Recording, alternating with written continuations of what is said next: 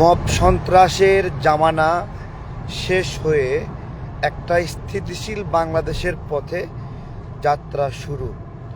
খুবই খুশি হতাম যদি সবাই ভোটে অংশগ্রহণ করতে পারত। সবার অংশগ্রহণের এই নির্বাচনের সুযোগ ছিল কম বা সুযোগ ছিলই না। তো তারপরেও যতটুকু হচ্ছে এইটা অন্তত যারা মববাজি করে মানুষকে পেরেশানি করেছে, হয়রানি করেছে এবং ভয় আতঙ্ক দেখিয়ে, মামলার ভয় দেখিয়ে টাকা পয়সা মানুষের কাছ থেকে লুট করেছে, সেই জগতের শেষ এখন থেকে।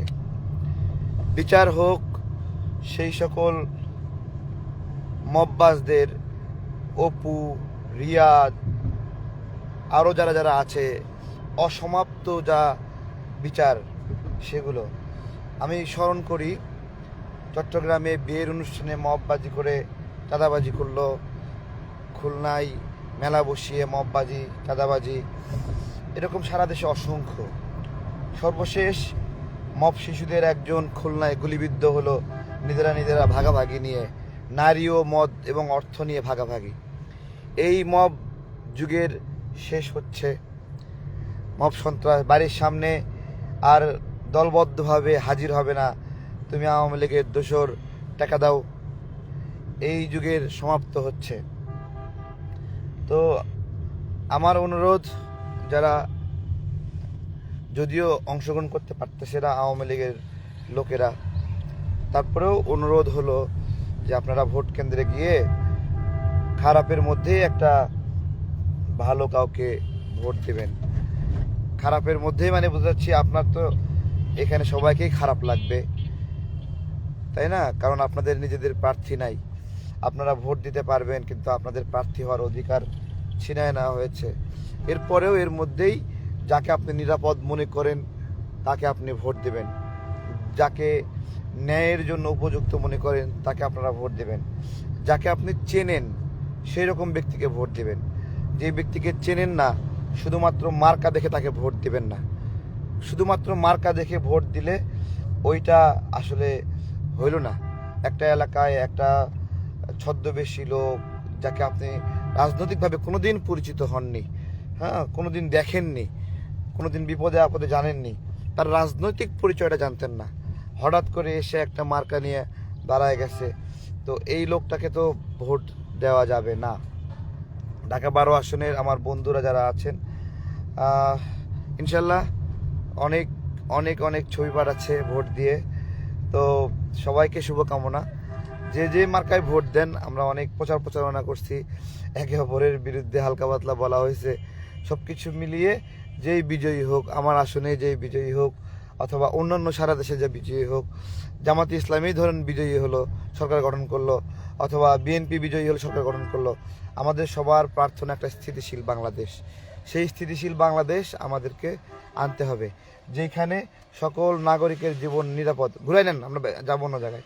সকল নাগরিকের জীবন নিরাপদ থাকবে এবং সেই নিরাপত্তা, সেই আকাঙ্ক্ষা আমাদের পূরণ হোক। এবং এই নির্বাচন শেষে জামাতে ইসলাম তাদের বটগিরি ছেড়ে দেখ, মানুষকে সোশ্যাল মিডিয়ায় হ্যারাসমেন্ট করা, ওটাও একটা মব, এটা ছেড়ে দেখ। তারা জিতুক অথবা হারুক, ছেড়ে দেখ। এই কাজটা যদি অন্য রাজনৈতিক দল করে, বিএনপি বা, তারাও ছেড়ে দেখ।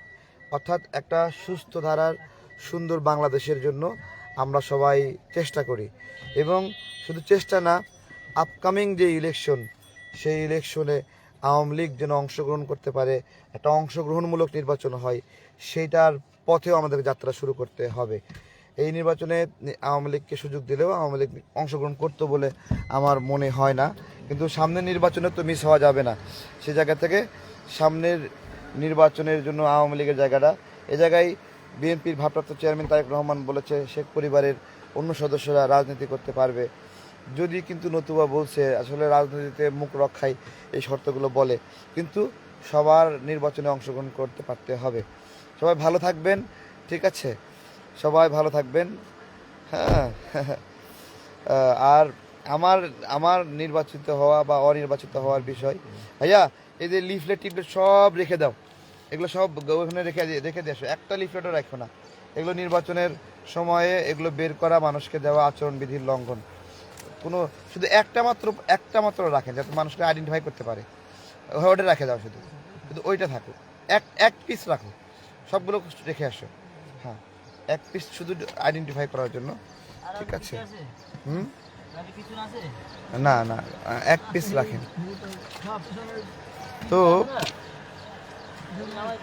হ্যাঁ, এগুলো নিয়ে ওখানে রেখে আসো, কাঠগুলো উঠে নাও, ফেরো না। তো আমার বন্ধুরা যারা আছেন ভালো থাকবেন।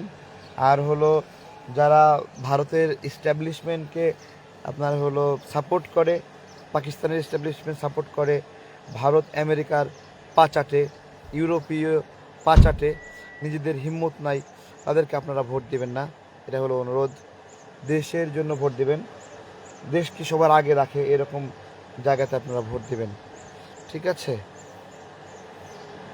আর যারা হলো ভোটের প্রিফারেন্সের ক্ষেত্রে সবচেয়ে বেশি প্রিফারেন্স দিবেন কিসে, সেটা আমি একটু বলি।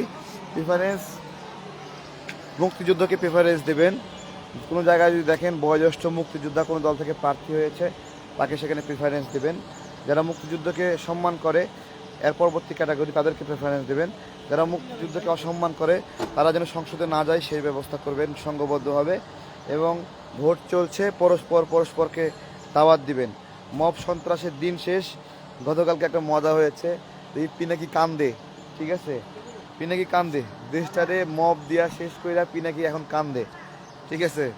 হ্যাঁ, তো এর দিনও শেষ। এই যে নিয়োগ বদলি বাণিজ্য এসব লুটপাট করছে, এগুলো শেষ।